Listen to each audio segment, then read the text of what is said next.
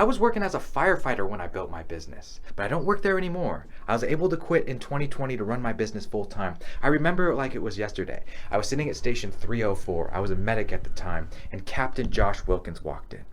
He sat down at the coffee table where we do our shift change.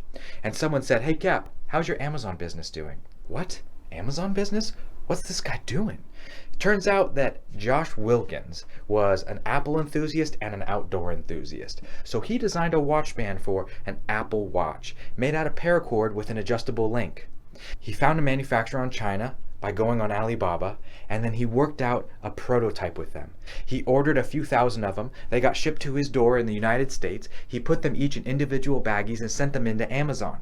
Then he said Amazon takes care of the shipping, the payment processing, the hosting, and the selling of it. All I have to do is a little customer service, and I'm making an extra $8,000 a month. Dude, I was a paramedic making $12 an hour at the time.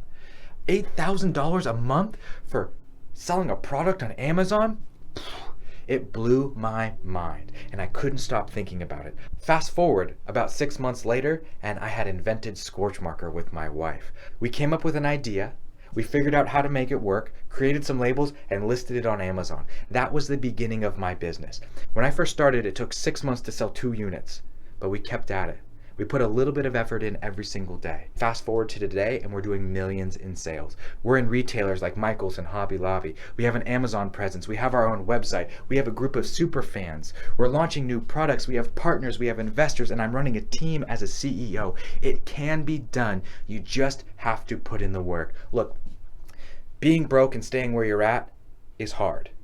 Being rich and running a business is also hard. Choose the hard you want. Thank you, Josh.